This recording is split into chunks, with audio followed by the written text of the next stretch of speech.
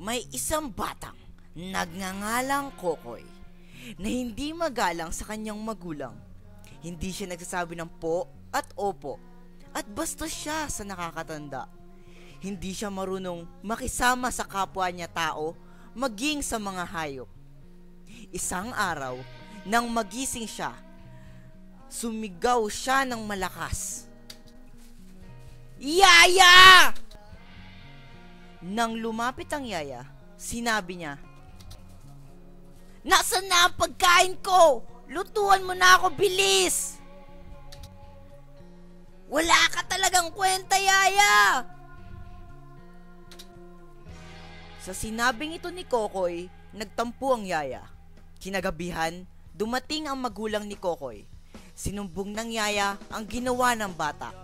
Tinawag ng magulang ang anak nila at pinagalitan. Dahil dito, napuno si Kokoy at naglayas. Habang naglalakad sa kalye, siya'y may nakitang mga batang tumatakbo. "Bata, bata! Saan kayo pupunta?" Sa perya, tol! Gusto mong sumama? Sila na'y pumunta sa perya at dooy naglaro. Habang sila'y naglolokohan, ay napag-isipan ni Kokoy na pagtripa ng mga hayop sa loob ng perya. "Ano bang klaseng mga hayop to? Ang papangit!" Ganyan ka magsalita. Di mo ba alam na dapat natin silang respetuhin? "Bahala ka, bata! Bahala kang mag-isa! Kanya-kanyang trip yan!"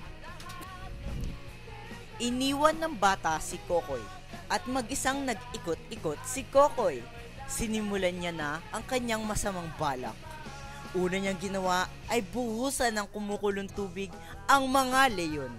Sumunod ay ang pagbuhos niya ng pintura sa mga natutulog na matching. Pangatlo, pinainom niya ng alak ang mga ibon at marami pang kalokohang naganap sa perya.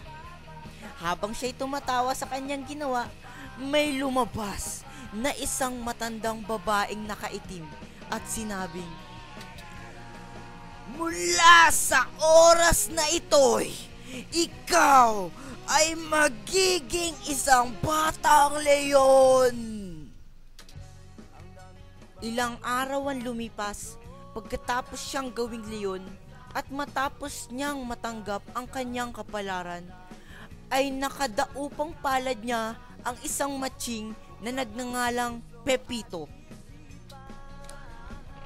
Hoy! Halika nga dito. Simula ngayon, ikaw na ang aking dakilang utusan. "Ano ka? Siniswerte? Ayos ka lang?" Dahil dito ay binugbog ni Pepito si Kokoy at naging dakilang utusan na nga siya si Kokoy. Matapos ang ilang araw na paninilbihan, ay nalaman ni Kokoy na kaya ganun ang ugali ni Pepito, ay nag-away sila ng kanyang mga magulang. Dahil dito ay nagplano si Kokoy na paghaharapin niya si Pepito at ang mga magulang nito. Dumating na nga ang tinakdang araw para magharap sina Pepito at ang kanyang mga magulang. "Anak, kamusta ka na? Ano na ang balita sa'yo?" Ayos naman. "Po, ayos na po." Matapos ang ilang oras ng masinsinang pag-uusap, ay nagkabati na rin ang pamilya ni Pepito. Dahil dito, nagbalik na ang babaeng nakaitim at sinabing, "Dahil sa iyong plano para pagkaisahin muli sina Pepito at ang kanyang pamilya at ang pagpapaalala kay Pepito na gamitin ang salitang po at opo, ay binabalik ko na muli sa iyo ang iyong buhay bilang isang tao.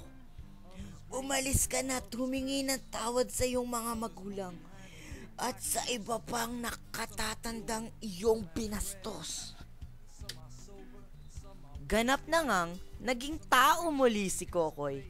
Dali-daling tumakbo si Kokoy pauwi at pagdating niya sa kanilang bahay ay natagpuan niya ang kanyang ama't ina na umiiyak at ilang linggong naghahanap sa kanya.